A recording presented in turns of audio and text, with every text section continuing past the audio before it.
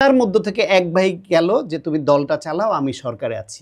আওয়ামী লীগ দল হিসেবে আওয়ামী লীগ এবং আওয়ামী লীগের নেতাদেরকেই অপরাধের শাস্তির বিধান করবার জন্য বিচারের আওতায় আনতে হবে।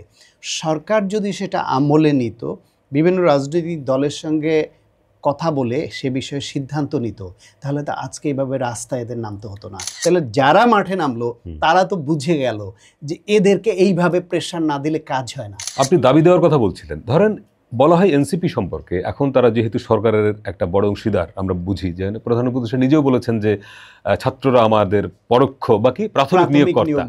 তার মানে এরা যদি সরকারের প্রধান স্টেক হোল্ডার হয়, তাহলে তারা আগামী নির্বাচনের দিন যত ঘনিয়ে আসবে তারা আরও অনেক দাবি নিয়ে রাস্তায় নামবে কিনা। ধরেন রাষ্ট্রপতির অপসারণ চাই, সেনাপ্রধানকে সরাতে চাই, সংবিধান এখনই সংস্কার করতে হবে, শেখ হাসিনাকে দেশে এনে বিচার কার্যকর করতে হবে, এরকম অনেকগুলো দাবি দেওয়া তারা একটার পর একটা রাস্তায় নামবে কিনা, এরকম একটা প্রশ্ন অনেকের মনে আছে। যদি তাই হয় তখন সরকারের অবস্থানটা কি হবে এবং বিএনপি তখন কি রোল প্লে করবে, আসলে কি মনে হয়? প্রথমত এইরকম ধারণা অনেকে করেন এবং এটা অমূলক না।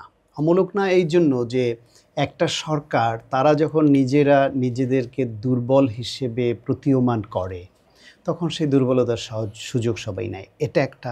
অথবা সরকারের নিজেরই যদি এজেন্ডা থাকে যে এইভাবে প্লট তৈরি করে এইভাবে আমরা আগাবে, এর কোনটা আমরা জানি না। কেউ কেউ মনে করেন যে, ধরেন যেটা আমি আলোচনা আগেও বলেছি যে বিএনপি লিখিতভাবে প্রধান উপদেষ্টার কাছে ফেব্রুয়ারি মাসের 10 তারিখে লিখিতভাবে বলেছে আওয়ামী লীগকে এই গণহত্যার দায়ে এবং শাপলা চত্বরের গণহত্যা সহ বিভিন্ন যে অপরাধমূলক কর্মকাণ্ড করেছে সেই হিসেবে তাদেরকে বিচারিক কার্যক্রমের আওতায় আনতে হবে। আওয়ামী লীগ দল হিসেবে আওয়ামী লীগ এবং আওয়ামী লীগের নেতাদেরকেই অপরাধের শাস্তির বিধান করবার জন্য বিচারের আওতায় আনতে হবে। সরকার যদি সেটা আমলে নিত, বিভিন্ন রাজনৈতিক দলের সঙ্গে কথা বলে সে বিষয়ে সিদ্ধান্ত নিত, তাহলে তো আজকে এইভাবে রাস্তায় এদের নামতে হতো না। রাস্তায় নামার পরে পরিস্থিতির কারণে তাদের বাধ্য হতে হতো না এরকম দাবি মেনে নেওয়ার। এখন যদি সরকারের প্লটের অংশ হয়, সেটা তো হচ্ছে ডার্টি পলিটিক্স। আর যদি তাদের প্ল্যানিংয়ের অংশ না হয়, যে প্রেসিডেন্ট আব্দুল হামিদ সাবেক প্রেসিডেন্ট পালিয়ে যাওয়ার প্রেক্ষাপটে আওয়ামী লীগের ক্রমাগত উস্কানির কারণে ছাত্র জনতার একটা অংশ অন্তত ক্ষুব্ধ হয়ে রাস্তায় নেমেছে, এদের প্রতি এখন যেহেতু এরা গণ অভ্যুত্থানের পক্ষের শক্তি, গণ অভ্যুত্থানে এদের স্বজনরা নিহত হয়েছে, এদের অনেক সহকর্মী আহত হয়েছে, এখনও ঘাটা দগদগে, সেই অবস্থায় সরকার চাইলেই অন্যদের বেলায় যেরকম বাহিনী কর্তৃক আন্দোলন দমনের যে ন্যায়সঙ্গত প্রক্রিয়াও আছে সেগুলোও যদি নেয়, সেটা খুব একটা স্পর্শকাতর অবস্থানে নিয়ে যেতে পারে। যে কিছুদিন আগে গণ অভ্যুত্থানের সময় তারা আওয়ামী লীগের হাতে গুলি খেয়েছে, আওয়ামী লীগের লাঠিপেটার শিকার হয়েছে, সরকারের গুলি খেয়েছে, লাঠিপেটার শিকার হয়েছে। এখন গণ অভ্যুত্থানের পক্ষে তাদেরই নিজেদের সমর্থিত সরকার ন্যায়সঙ্গত দাবি নিয়ে মাঠে নামছে, তাদের উপর সরকার আবার বেপরোয়া আচরণ করছে। এইটা সরকারের জন্য এবং ওই গণঅভ্যুত্থানের পক্ষের শক্তির ঐক্যের জন্য ভালো হতো না। ফলে সরকার একটা স্পর্শকাতর একটা পরিস্থিতিতে পড়ে গেছে যে কি করবে। সেই অবস্থায় আওয়ামী লীগেও যেহেতু ক্রমাগত উস্কানি দেয় এবং গণহত্যা নিয়ে তাদের মধ্যে কোনো অনুশোচনা নেই, কোনো ক্ষমা চাওয়ার লক্ষণ নেই, ভুল স্বীকারের লক্ষণ নেই, আবার হামিদের পালিয়ে যাওয়া, আবার এই ঘটনায় নিষিদ্ধ করতে করল। এই নিষিদ্ধ করার ফলে যদি তাদের তৈরি প্লট না হয়ে থাকে, যে প্রতিবাদের কারণে নিষিদ্ধ করতে বাধ্য হইল পরিস্থিতির কারণে, তাহলে যারা মাঠে নামলো তারা তো বুঝে গেল যে এদেরকে এইভাবে প্রেশার না দিলে কাজ হয় না, এবং এভাবে প্রেশার দিলে কাজ হয়। সুতরাং তাদের আরও যে কটা চাওয়া ছিল, সেই চাওয়া নিয়ে তারা ভবিষ্যতে পর্যায়ক্রমে মাঠে নামতেও পারে।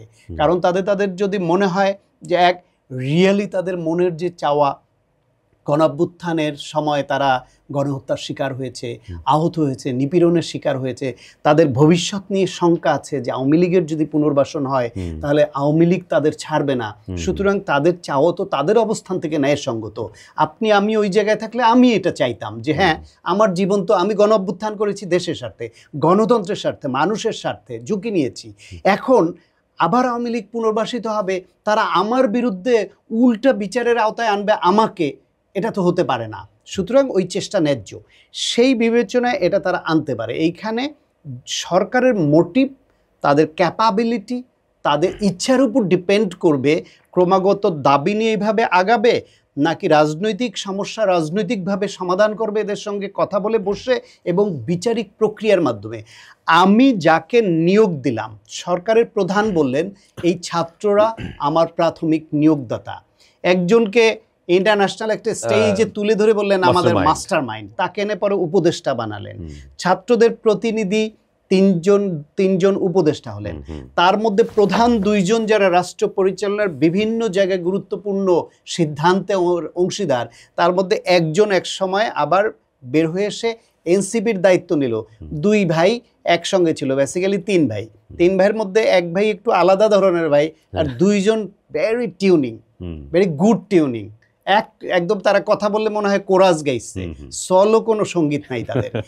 তার মধ্য থেকে এক ভাই গেল যে তুমি দলটা চালাও, আমি সরকারে আছি। সুতরাং এদের সঙ্গে এইরকম বোঝাপড়া, এরকম সম্পর্ক, সেই সরকারের কাছে কেন শাহবাগকে ব্লকেট দিয়ে দাবি চেয়ে আদায় করতে হলো, এই প্রশ্নটাও মানুষের মধ্যে আছে। ফলে রাজনীতি নিয়ে আওয়ামী লীগ ট্রিকি গেম খেলে দেশকে রাজনীতি শূন্য করেছে, তার খেসারত দিয়েছে।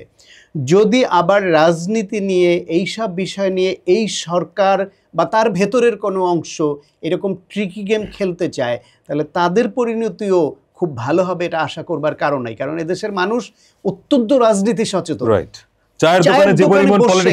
যে পরিমাণ পলিটিক্স হয়, আমরা নিজেরা বসলো অতটা পলিটিক্স নিয়ে পড়ে থাকি না।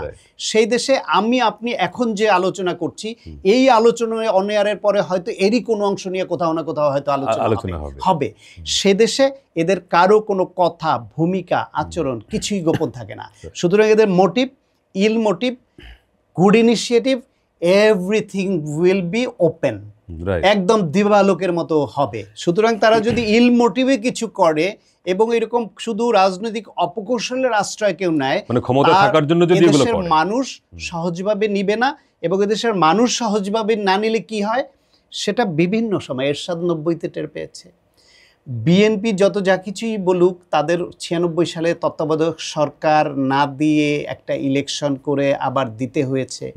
111-এর সরকার এর সময় একটা অরাজনৈতিক বিশেষ একটা সরকার ক্ষমতায় আসার পরিস্থিতি তৈরি হয়েছিল।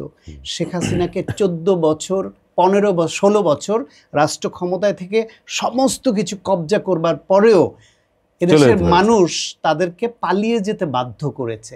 আপনি বলেন তো 5 আগস্ট ধরেন জুলাইয়ের আগে, জুলাইয়ের সময় না হয় একটু এই মত ওই মত অনেকের ছিল যে হ্যাঁ সরকারের অবস্থা মনে হয় ভালো না, টিকবে কিনা।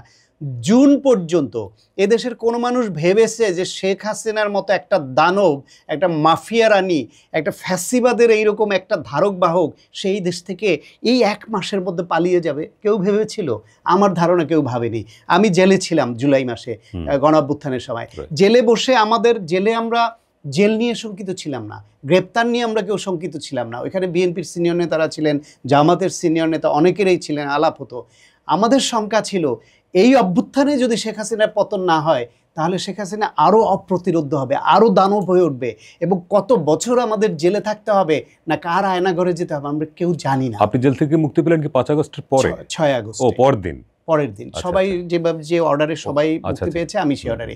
ফলে ওই অনিশ্চয়তাটা ছিল। ফলে এই দেশের সামগ্রিকভাবে মানুষের মধ্যে এরকম একটা কথা উঠেছিল যে জানুয়ারির নির্বাচন, 24 জানুয়ারি নির্বাচনের আগে আমেরিকা বাংলাদেশের গণতন্ত্রের প্রশ্নে, বাংলাদেশে আমেরিকান রাষ্ট্রদূত তিনিও একটা পিটার ডিহাস একটা কিছু ভূমিকা নিচ্ছিলেন, আমেরিকা কিছু নিষেধাজ্ঞা দিচ্ছিল, নানান রকমের স্যাংশন আলাপ টালাপ শোনা যাচ্ছিল। কিন্তু নির্বাচন হওয়ার পরেও তারাও কেমন একটু স্থিত হয়ে গেল, চুপচাপ হয়ে গেল।